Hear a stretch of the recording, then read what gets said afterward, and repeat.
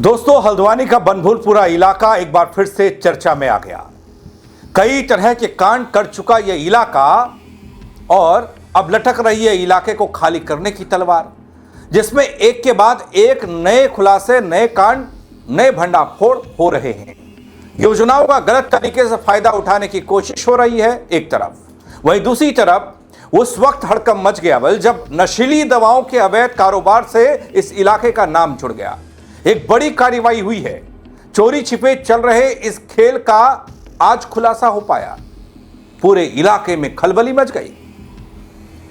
पूरी खबर अंत तक देखिएगा दोस्तों। बनभूलपुरा में नए खेल के बारे में बताने के लिए आया हूं। नमस्कार, पहलाग में पंकज रौतेला, आप देख रहे हैं उत्तराखंड न्यूज। दोस्तों, अभी मामला काफी हॉट है। वो बनभूलपुरा में अतिक्रमण का है, लेकिन अतिक्रमण को हटाने की कवायद एक तरफ चल ही रही है, दूसरी तरफ इस एक और नई छापेमारी के दौरान नया खुलासा हो गया। मेडिकल स्टोर्स पर भारी मात्रा में प्रतिबंधित दवाइयों का जखीरा बरामद हो गया, जिसने एक बार फिर से नशे के नेटवर्क पर गंभीर सवाल खड़े कर दिए। आखिर कितने समय से यह खेल चल रहा था चोरी छिपे, इसमें कौन कौन शामिल है, यह सब जांच का विषय है। दोस्तों, हल्द्वानी का बनभूलपुरा क्षेत्र नशीली दवाओं के अवैध कारोबार पर बड़ी कार्रवाई से चर्चा में आ गया। स्पेशल ऑपरेशन टास्क फोर्स और औषधि विभाग की संयुक्त टीम ने एक मेडिकल स्टोर पर छापा मारा तो खुलासा हुआ। कार्रवाई के दौरान भारी मात्रा में प्रतिबंधित दवाइयों की बरामदगी ने पूरे इलाके में सनसनी फैला दी। छापेमारी के दौरान दोस्तों, टीम को मेडिकल स्टोर से नशे के इस्तेमाल में होने वाली दवाइयां, बड़ा जखीरा इसका मिला। दोस्तों, अधिकारियों के मुताबिक 20 बुप्रेनोफिन इंजेक्शन, 113 ड्रामाडोल कैप्सूल और 360 अल्प्राजोलम टैबलेट बरामद हुई हैं, जिन्हें जब्त किया गया है। दोस्तों, ये दवाइयां आमतौर पर नियंत्रित श्रेणी में आती हैं और बिना डॉक्टर की पर्ची के इनका भंडारण करना, इनकी बिक्री करना कानूनन अपराध है। दोस्तों, मौके पर मौजूद ड्रग इंस्पेक्टर ने जांच के दौरान रिकॉर्ड खंगाले और वैध दस्तावेजों की पड़ताल की, और जिनमें गंभीर आपत्तियां पाई गई। इसके बाद ड्रग्स और कॉस्मेटिक्स एक्ट के तहत कार्रवाई करते हुए मेडिकल स्टोर को तुरंत सीज कर दिया गया। अधिकारियों का यह कहना कि इस तरह की लापरवाही न केवल गैर कानूनी है बल्कि समाज के लिए भी खतरनाक है। देखिए, आज औषधि विभाग द्वारा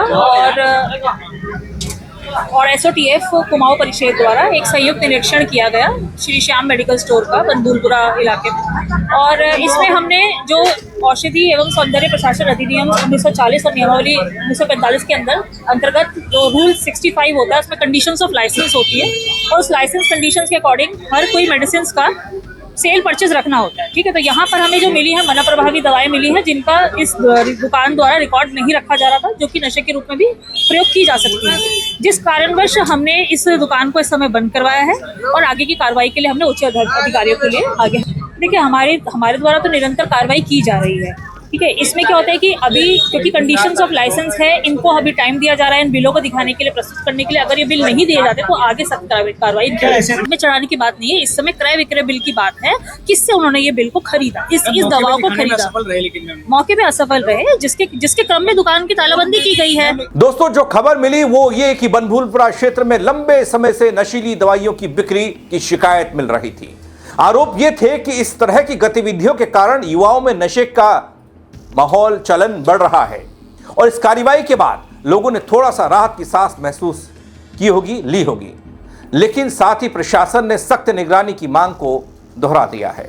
दोस्तों, चौंकाने वाली बात यह सामने आई है कि जिस तरीके से बनभूलपुरा इलाके में एक के बाद एक नए खुलासे हो रहे हैं, वो मॉनिटरिंग की कमी बताई जा रही है। संबंधित मेडिकल स्टोर पहले भी जांच के दायरे में आ चुका था। स्थानीय स्तर पर यह भी चर्चा है कि उसका लाइसेंस पहले निरस्त किया जा चुका था, बावजूद इसके उसी स्थान पर दोबारा संचालन होता है मेडिकल स्टोर का, और सवाल कई खड़े हो जाते हैं। अधिकारियों ने साफ किया है कि नशे के कारोबार के खिलाफ अभियान आगे भी चलता रहेगा, खासकर हल्द्वानी के बनभूलपुरा इलाके में। दोषियों की पहचान कर उन पर कार्रवाई होगी, कानूनी कार्रवाई, ताकि इस तरह के अवैध नेटवर्क को जड़ से खत्म किया जा सके।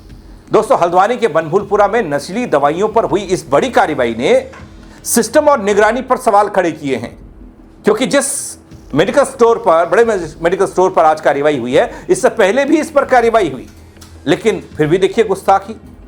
क्या पहले से जांच के दायरे में रह चुका यह मेडिकल स्टोर दोबारा कैसे सक्रिय हो गया, इसकी बात प्रशासन को नहीं थी, इन तमाम अधिकारियों को नहीं थी। और अगर लाइसेंस निरस्त था तो फिर संचालन किसकी अनुमति इजाजत से हो रहा था? सबसे बड़ा सवाल यही कि आखिर युवाओं तक ये प्रतिबंधित दवाइयां इतनी आसानी से कैसे पहुंच रही थी? क्या यही तस्वीर हल्द्वानी और उधम सिंह नगर और नैनीताल तक फैली हुई है? क्या कहीं ना कहीं निगरानी व्यवस्था में चूक हो रही है?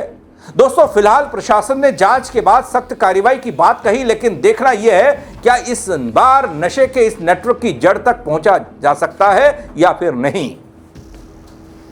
क्योंकि बहुत सारी ऐसी खबरें कुमाऊं के इस द्वार, इस इलाके से उधम सिंह नगर जिला, रुद्रपुर और हल्द्वानी से लेकर नैनीताल तक नशे के सौदागरों की बल्ले बल्ले हो रही है। कई तरह के नशे पकड़े जा रहे हैं और कई मेडिकल स्टोर पर ऐसी नशीली दवाइयां बरामद हो रही हैं। और इलाका कौन सा है? वो अतिक्रमण किया हुआ इलाका, बनभूलपुरा का इलाका, जो हमेशा अपने गलत और अवैध गतिविधियों के लिए ज्यादा चर्चा में रहता है। एक बार फिर से चर्चा इस बात की कि बनभूलपुरा में एक मेडिकल स्टोर ने बड़ा कांड कर दिया।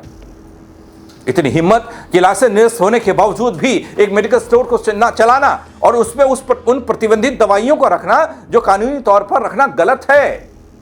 फिर भी इतनी हिम्मत कैसे और क्यों? दोस्तों, इस खबर पर अपनी राय जरूर दीजिएगा, मुझे बताइएगा कमेंट के जरिए और साथ ही शेयर कीजिएगा और लोग भी बता पाए, अपनी राय दे पाए इस खबर पर।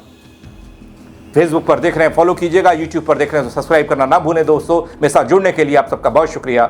जय उत्तराखंड।